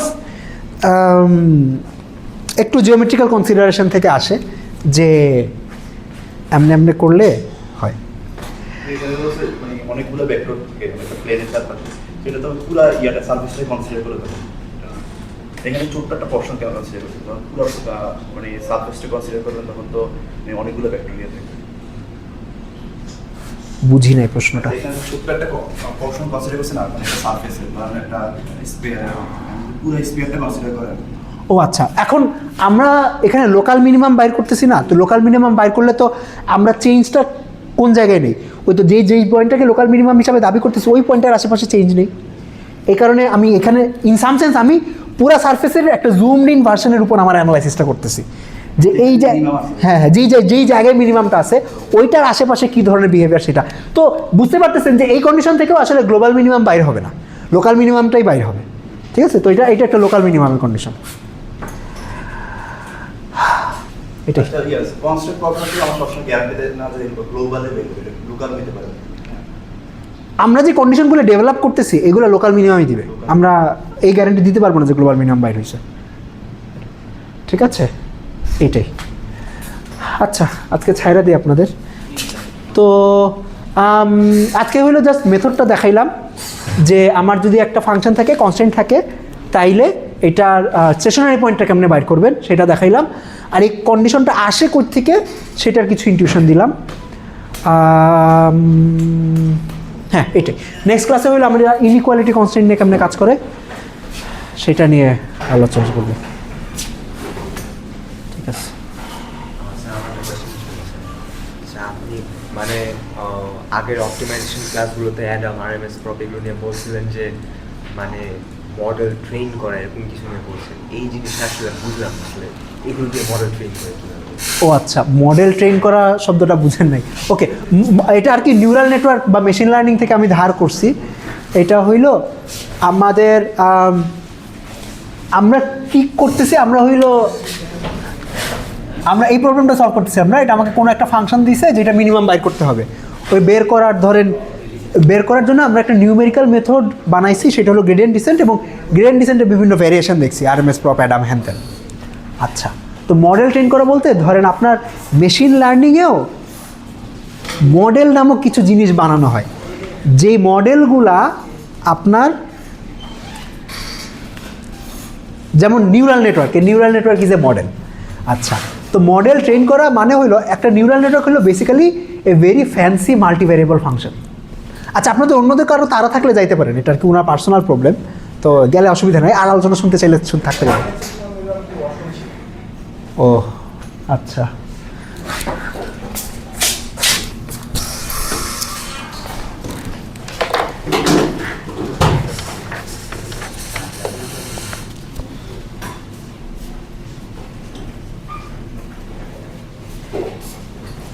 গত আমি আসছিলাম স্যার,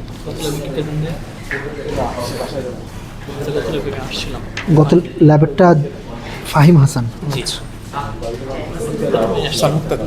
প্রথমে আসছিলাম, আপনি যখন এই যে রেকর্ড করতেছিলেন না, তাহলে অ্যাটেন্ডেন্সের সময় ছিল না কেন? স্যার ওয়াশরুমে গেছিলাম, আমি ব্যাগটাকে রেখে গেছিলাম, কিন্তু পুরোটা সময় ছিলাম। লাস্টে যখন আপনি বলেছিলেন যে হচ্ছে যে তারা থাকলে চলে যাও, না হলে পরে অ্যাটেন্ডেন্স করবে।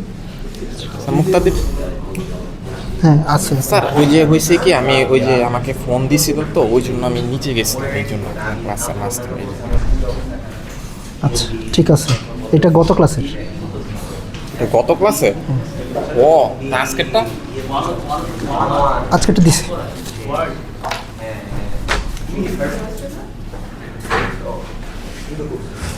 আচ্ছা, মডেল ট্রেন করা বলতে যেটা বোঝানো হয় সেটা হইল আপনার একটা মেশিন লার্নিং মডেল আছে, সেইটাকে মিনিমাইজ করা। ট্রেন করা বলতে এইটাই, মিনিমাইজ করা। ট্রেন করা বলতে বোঝায় যে আপনার মেশিন লার্নিং মডেলের যে প্যারামিটারগুলো আছে সেই প্যারামিটারগুলোর অপটিমাম ভ্যালু বাইর করা। হ্যাঁ, আপনার প্রশ্নের কি উত্তর দিতে পারছি? মনে হয় পারি না। তারপরে আপনি আরেকবার বলেছিলেন মনে হয় অ্যাডাম দিয়ে চ্যাট জিপিটি বা ওই যে এগুলো ট্রেন করা হয়, ওটা কিভাবে ট্রেন করা হয়? আচ্ছা, সেটা তো একটা বড় প্রশ্ন। হ্যাঁ, লার্জ ল্যাঙ্গুয়েজ মডেলগুলো কি অপটিমাইজেশন টেকনিক্স দিয়ে ট্রেন করা হয়? এটা কেমন করে সম্ভব? কেমন করে সম্ভব সম্ভব? এটা যে সম্ভব সেটা তো প্রমাণিত, কারণ মানুষজন এটা করছে। মানে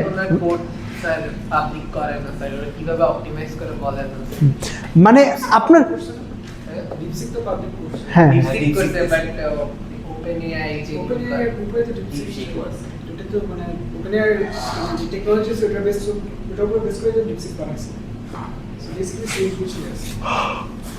কি জানি। হ্যাঁ, মানে আপনার এই যে নিউরাল নেটওয়ার্কগুলো যে ট্রেন করে, নিউরাল নেটওয়ার্কগুলো তো আপনার basically all of this are fancy functions, যেটা মিনিমাম বাই করে। তো এমন একটা ফাংশন যেটা 100 কোটি ভ্যারিয়েবলের ফাংশন।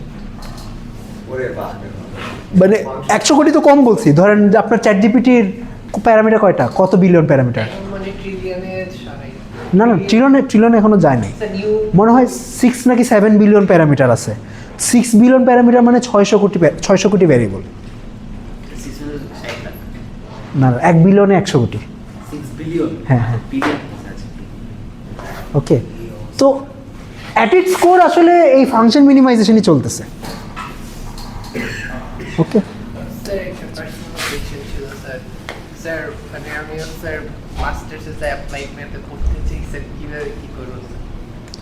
কিভাবে কি করবেন? আপনি কি ইউএসএ তে যাইতে চান? আচ্ছা, যদি অ্যাপ্লাইড ম্যাথ পড়তে চান, ও ভাই আমার জার্নি তো অনেক কষ্টের জার্নি ছিল, এখন এত পরিমাণ কষ্ট করতে আপনার ইন্টারেস্টেড হবে না কিনা আমি জানি না। আচ্ছা, আপনার যদি স্পেসিফিক্যালি অ্যাপ্লাইড ম্যাথই পড়তে চান তাইলে আমি একটা সাজেশন দিতে পারি। আপনি কি ম্যাথ জিআরইর নাম শুনছেন? না আচ্ছা, জিআরইর কিছু সাবজেক্ট টেস্ট হয়, ফিজিক্স জিআরই, ম্যাথমেটিক্স জিআরই। তো আপনি ম্যাথ জিআরইটা দিতে পারেন। যদি ম্যাথ জিআরইতে ভালো স্কোর থাকে, যেহেতু আপনার আপনি কি ম্যাথে মাইনর করতেছেন বা এরকম কিছু আছে? মাইনর করতেছি না, বাট অনেকগুলো কোর্স করছি। আচ্ছা, তো যেহেতু আপনার আন্ডার গ্র্যাজুয়েট ডিগ্রি অফিসিয়ালি ম্যাথে না, তো আপনি যদি ম্যাথ জিআরইটা দেন এবং সেখানে যদি একটা ভালো স্কোর থাকে, তাহলে আপনি যে ইউনিভার্সিটিতে অ্যাপ্লাই করবেন তাদেরকে বলতে পারবেন, দাবি করতে পারবেন যে আমি ম্যাথ পারি। ঠিক আছে, এইটা একটা অপশন। আর অন্যান্য অপশন হইল সাথে যদি কিছু রিসার্চ পাবলিকেশন থাকে তাইলে সেটা আপনাকে এজ দিতে পারে। এই আপনার জার্নিটা শেয়ার করবেন স্যার। আচ্ছা, দাঁড়ান এটা অফ করি। আচ্ছা, তাকে অফ না করলে চলবে। আচ্ছা, আমার জার্নি তো আমি তো ধরেন আমার আসলে ম্যাথ পড়ারও এইম ছিল না ইনিশিয়ালি। আমার ইনিশিয়ালি এইম ছিল ফিজিক্স পড়ার। আমি তো আন্ডার গ্রাজুয়েট করছি ট্রিপলিতে। যদি তার আগে আমি ম্যাথ করতাম বলতে ওই স্কুলে থাকতে ম্যাথ অলিম্পিয়াড করতাম। তারপরে তবে যখন স্কুলে ছিলাম তখনও ম্যাথ পড়ার ইচ্ছা ছিল। তারপরে আসলে আমি কিছু কিছু কিছু কষ্টদায়ক এক্সপিরিয়েন্সের জন্য আমি ডিসিশন করছিলাম যে ম্যাথ ফালতু, ম্যাথ পড়বো না কোনো দিন, তো বাদ। তারপরে ফিজিক্স পড়বো। আচ্ছা, তো আমি বিএসসিতে থাকাকালীন নিজে নিজে ফিজিক্স পড়ছি। তারপরে পাশ করার পরেও প্ল্যান ছিল যে ফিজিক্সের জন্য ফিজিক্স প্রোগ্রামে অ্যাপ্লাই করব। তো ফিজিক্স পড়তে পড়তে কিছু রিয়েলাইজেশন হইলো যে আমি আসলে ম্যাথে বেশি পছন্দ করি। মানে এখন আমার ইন্টারেস্ট আসলে অনেক ইন্টারডিসিপ্লিনারি। মানে আমি ধরেন Tripoli, CSE, math, physics almost সব কিছুতেই এক্সপিরিয়েন্স আছে। তো আমার ফিজিক্স পড়তে ভালো লাগে if that physics is rigorous. ঠিক আছে, মানে ওইটার স্ট্রাকচারটা যদি ম্যাথমেটিক্যাল হয় তখন ভালো লাগে। কারণ অনেক সময় ধরেন ফিজিক্সের অনেক কিছু অনেক মানুষ অনেক ভাষাভাবে বুঝায়, যেটা আমার ভালো লাগতো না। তো তারপরে আমি আমি প্ল্যান করতেছিলাম পাশ করার পরে যে ফিজিক্সে মাস্টার্স করব এরকম। তো তারপরে এবং তখন ঠিক করছিলাম যে ফিজিক্স জিআরই দিব, যেহেতু আমার আন্ডার গ্রাজুয়েট ডিগ্রি ফিজিক্সে না, তো ফিজিক্স জিআরইতে ভালো স্কোর। হ্যাঁ, ফিজিক্স জিআরইতে যদি ভালো স্কোর থাকে তাহলে হয়তো এটা কোথাও দেখাইতে পারবো। তো ফিজিক্স জিআরই প্রিপারেশন নিছি, ফিজিক্স জিআরই দিছিও। তো এই প্রিপারেশন নিতে বুঝতে পারছি যে আমার ফিজিক্স মানে ফিজিক্স ডিপার্টমেন্টের মানুষজন যেমন ফিজিক্স পড়ো ওইটা অতটা ভালো লাগে না। আমার আসলে physics in style of math kind of এরকম জিনিসটা ভালো লাগে। তো তারপরে আমি একটু সোল সার্চিং করার পরে বুঝতে পারলাম যে আমার আসলে ইন্টারডিসিপ্লিনারি এরিয়াটাই ভালো লাগে, যেখানে ম্যাথ থাকবে বাট অ্যাপ্লিকেশনও থাকবে। ঠিক আছে, তো math applied to real world problems, এই জায়গাটাই আমার বেশি ভালো লাগে। তো তারপরে ওকে, এই জায়গাটা কোথায় আছে? অ্যাপ্লাইড ম্যাথে আছে। তো তারপরে আমি ঠিক করলাম যে ঠিক আছে, আমি অ্যাপ্লাইড ম্যাথ পড়তে চাই। তো তারপরে অ্যাপ্লাই করছি অনেক জায়গায়, মাস্টার্সে অনেক রিজেকশনও খাইছি। তো তারপর ইম্পেরিয়ালে হয়ে গেছে। এইটাই, this is a short version. আসলে এটার মধ্যে আরও অনেক কানাকাঞ্চি আছে। এটা অনেকেই বলে যে আমার চেহারা নাকি চমক হাসানের মতো। ইনফ্যাক্ট আমার এক ফ্রেন্ড ছিল, সে ব্র্যাকের ফ্যাকাল্টিও ছিল, এখন পিএইচডি করতেছে জার্মানিতে। ও বলতো যে ওর একটা থিওরি দিছিল যে যারা বেশি ম্যাথ করে তাদের চেহারা নাকি চমক ভাইয়ের মতো হয়ে যায়। তো এইটাই। আচ্ছা, তো আমি অ্যাপ্লাইড ম্যাথে যখন মাস্টার্সের জন্য অ্যাপ্লাই করছিলাম অ্যাপ্লাইড ম্যাথে, তখন আমার প্রোফাইল কী ছিল? প্রোফাইল ছিল হইলো আমার আন্ডার গ্র্যাজুয়েট রেজাল্ট ছিল, আমি ফিজিক্স জিআরই দিছিলাম, ফিজিক্স জিআরই স্কোর ছিল, কিছু পাবলিকেশন ছিল, রিসার্চ পাবলিকেশন ছিল। আমি যখন এই বিএসসি করতেছিলাম তখন মেশিন লার্নিংয়ের কিছু প্রজেক্টে কাজ করছিলাম, ওইগুলা থেকে কিছু পেপার পাবলিশ করছিলাম। তারপরে একটা ইন্টারন্যাশনাল কম্পিটিশনে গেছিলাম মেশিন লার্নিংয়ের, ওইখানে একটা প্রাইজ পাইছিলাম। এগুলা ছিল, প্লাস ব্র্যাকের টিচিং এক্সপিরিয়েন্স ছিল। এই আমার প্রোফাইল মাস্টার্সের সময় অ্যাপ্লাই করার সময় মোটামুটি এই ছিল। তো ইম্পেরিয়ালে যে চান্স পাইছি, এখন এইটাও একটা অবাক করার মতো বিষয়, কারণ আমি ইম্পেরিয়াল চেয়ে অনেক লোয়ার র্যাঙ্ক ইউনিভার্সিটি থেকে রিজেক্টেড হয়েছি। তো এখন ইম্পেরিয়াল কি দেখছে যেটা অন্যরা দেখে নাই, বা অন্যদের কি দেখা উচিত ছিল যেটা তারা দেখতে পারে না, আমি এক্স্যাক্টলি শিওর না, ঠিক আছে। আমার কাছে এই জিনিসটা একটু ব্ল্যাক বক্সের মতো। কিন্তু ও হ্যাঁ, আর একটা জিনিস ছিল যে লেটার অফ রেকমেন্ডেশন।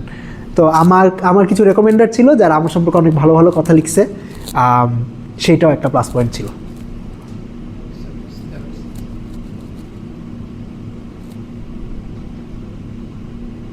স্যার ইউপিআর কলেজের এক্সপেরিয়েন্স কেমন ছিল স্যার?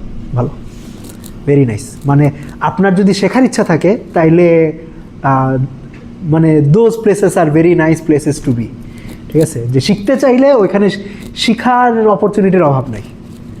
ওকে, তবে একটু প্যারা ছিল ইন দ্য সেন্স যে ধরেন ম্যাক্সিমাম জায়গায় ইউরোপের প্রায় সব জায়গায় 2 বছরের মাস্টার্স, কিন্তু ইংল্যান্ডে 1 বছরের মাস্টার্স। কিন্তু ওরা বেসিক্যালি ওই 2 বছরের পর এক বছরের মধ্যেই দেয়। আমার ওই 1 বছরে ধরেন 10টা কোর্স করা লাগছে, প্লাস থিসিস করা লাগছে। তো এইটাই আর কি, একটু প্রেশার ছিল, ভালোই প্রেশার ছিল। কিন্তু ওভারঅল ধরেন এনভায়রনমেন্ট, আমার আরও একটা খুব বাজে এক্সপিরিয়েন্স আছে। হ্যাঁ, আমার হ্যাঁ, কি আপনার মেবি শেয়ার হয়েছিল ওটা জিনিসটা। হ্যাঁ, এক চোরের পাল্লায় পড়ছিলাম আর কি, ঠিক আছে। যে আমার স্কলারশিপের অনেকগুলো, কি হয়েছিল ওর? কিছু হয়েছে ওর? না, সে এখন ব্র্যাকেই আছে, ব্র্যাকে পড়াইতেছে। র্যাকে পড়াইতেছে? স্যার সবাই মিলে তো ভয় করছে। আয় হায়, ব্রেকে পড়তেছে। এই ইউনিভার্সিটি থেকে বের করে দিচ্ছে নাকি স্যার? হ্যাঁ, ও তো এই ইউনিভার্সিটি থেকে বের করে দিল নাকি? অস্ট না, সে ছেড়েই আসছে, ছেড়েই ব্র্যাকে জয়েন করছে, কিন্তু এখন আছে আর কি। মেকানিক্যাল তো নাই ব্রেক। বিজনেস বিবিএস আছে। শিফট করছে এমবিএ। না, যদিও সে তার পড়াশোনা ইঞ্জিনিয়ারিংয়ে, কিন্তু হ্যাঁ, ওইটা একটা বাজে এক্সপিরিয়েন্স ছিল। তো কিন্তু ওইটা যদি না হইতো তাইলে হয়তো আমার এক্সপিরিয়েন্স ওভারঅল ভালোই থাকতো। লেকচারে দেখা যাচ্ছে স্টেম থেকে গেছে, এমবিএ করে গেছে। ইভেন আইবি এর ভিতরে হচ্ছে অনেক ফ্যাকাল্টি আছে এর বুয়েট থেকে গেছে। বুঝতে পারছি।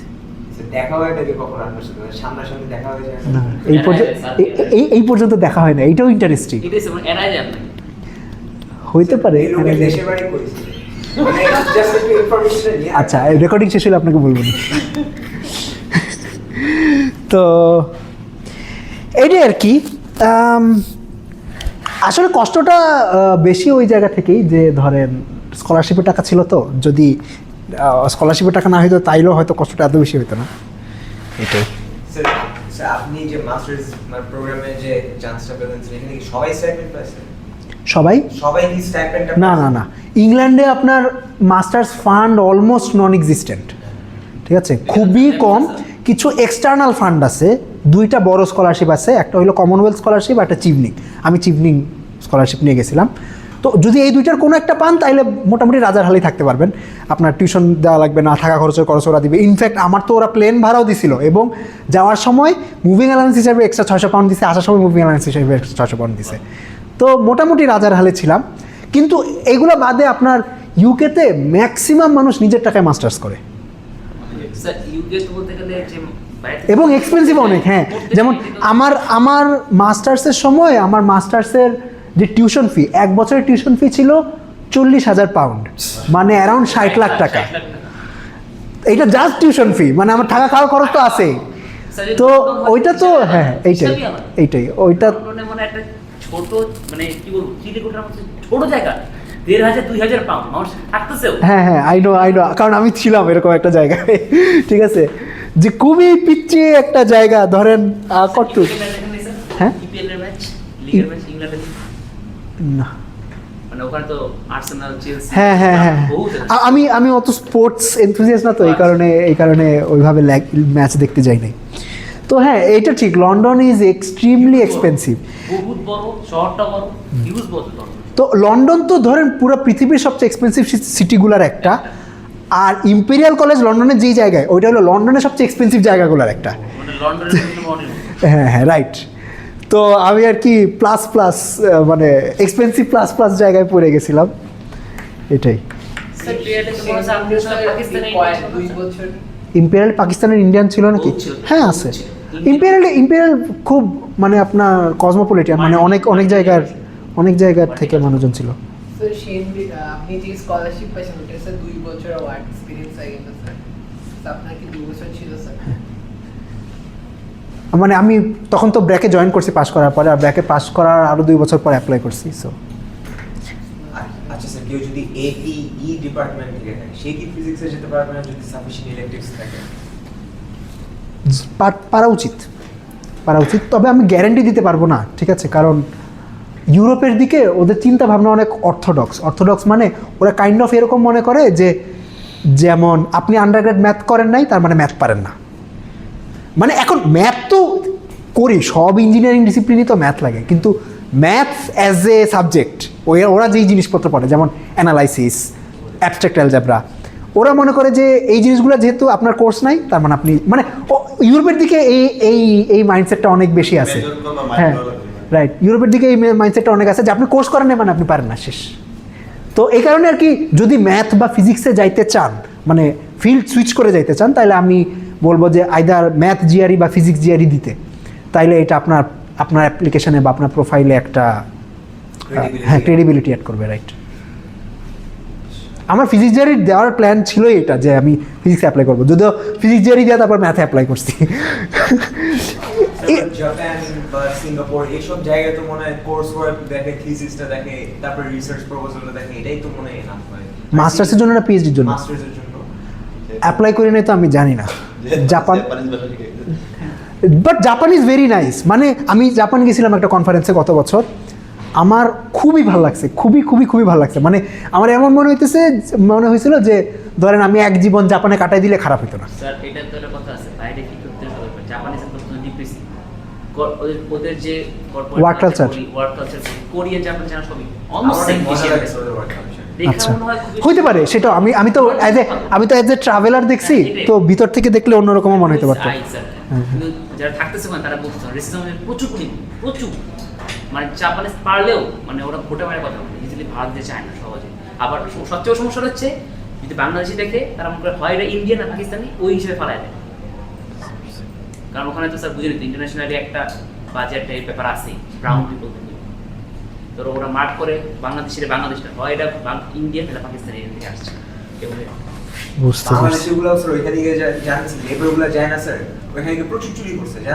হ্যাঁ চুরি করছে পরে এটা তো আছে, শুধু ওখানে না দুনিয়া সব জায়গায়। মানে মানুষজন যে বাংলাদেশিদের গাইলায় আসলে ওদের যে কি দোষ দিব, মানে আমি নিজেও তো দেখছি যে মানে আমরা যায়া তো এখানে ভালো কাজ করি না, ঠিক আছে? আমরা তো এই 2 নম্বরই কাজগুলোই করি, তো এখন ওরা গাইল দিবে না কেন? তো যেমন ধরেন যে ইউকেতে তো ধরেন বাংলাদেশিদের ভিসা দিতেই চায় না, ঠিক আছে? তো এবং না দেওয়ারও কারণ আছে, কারণ যাওয়ার পরে 50 to 60% মানুষজন আসে না, ঠিক আছে? ফেরত আসে না, থেকে যায়। তো মানে এখন তাইলে ওরা আমাদের সম্পত্তি চুরি করছে, আমাদের থেকে যাবে।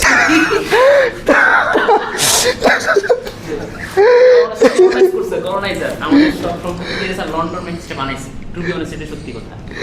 স্যার আমরা ট্রিলিয়ন ডলার নিয়ে স্যার ট্রিলিয়ন ঠিকই বলছে স্যার। হিসাব করছে এটা আসে 45 ট্রিলিয়ন ইউএসডি সমান নিয়ে গেছে। হিসাব করছে যদি অ্যাকুরেসি কত জানি না, বাট 45 ট্রিলিয়ন, যেখানে যদি বলেন আপনি ইউএসএ বর্তমানে 32 ট্রিলিয়ন, এর চেয়েও বেশি চুরি করছে ওরা। বুঝতে পারছি।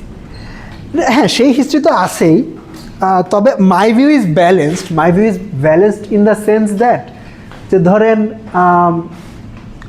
পৃথিবীর অনেক দেশই তো কলোনি ছিল, কিন্তু অনেকেই তো অনেক আগায় গেছে। ধরেন জাপানও তো কলোনি ছিল, সিঙ্গাপুরও তো কলোনি ছিল। জাপান নিজস্ব কি করছে স্যার ওয়ার্ল্ড ওয়ার 2 এ স্যার? না কি করছে ওরা কোরিয়ারে মানে আচ্ছা যদি কলোনি নাও থাকতো, সেকেন্ড ওয়ার্ল্ড ওয়ারের পর জাপানের অবস্থা কি ছিল? বোমা মাইরা মানে লিটারালি ধ্বংস হয়ে গেছিল। পরে তো ইউএসএ তোকে হেল্প করছে, ঠিক আছে চুক্তি করছে যে তোমরা কোনো অস্ত্র বানাইতে পারবা না, তারপরে তোমাদেরকে আমি ব্যবসা দিব, এরকম ব্যবসা চুক্তি করছে। মানে ওরাই আগায় গেছে আর কি ওই ওয়ার্কিং, মানে কারণ জানে যে ওরা মানে জাপানিজরা হার্ড ওয়ার্কিং পিপল, ইন্টেলেকচুয়াল ভালো করতে পারবে। মানে আমি এইটা বলতেছি এই কারণে যে আমরা অনেক সময় ধরেন এই ভিকটিম মাইন্ডসেটে থেকে যায় যে না ওরা আমাদের কলোনাইজ করছে, ওরা চুরি করছে, হ্যান করছে, ত্যান করছে, এই কারণে আমরা এত খারাপ। আসলে না, কারণ আমাদের ধরেন বাংলাদেশই স্বাধীন হয়েছে ধরেন 50 বছর হয়ে গেছে, একটা দেশ ঠিক করতে গিয়ে 50 বছর লাগে। ধরেন জাপান, ধরেন আপনি যদি এখন জাপানে যান, মানে জাপান মানে আমরা মনে হবে যে অন্য একটা দুনিয়ায় আছি, যে দুনিয়ায় এইরকম হয়, মানে আমরা কোথায় আছি আর ওরা কোথায় আছে, তো মানে ডিফারেন্সটা এত বেশি লার্জ। আমি হইলো আমি অ্যাপ্লাই করতে পারেন হ্যাঁ পিএইচডির জন্য জাপানে অ্যাপ্লাই করতে পারেন।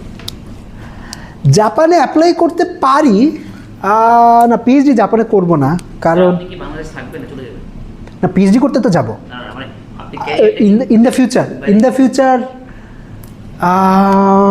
আপাতত দেশে ফেরত আসার ইচ্ছা কম এই কারণে আমার রিসেন্টলি বাংলাদেশ খুব আনসেফ লাগতেছে। যেমন রিসেন্ট কয়েকটা ঘটনা, যেমন ধরেন ওই যে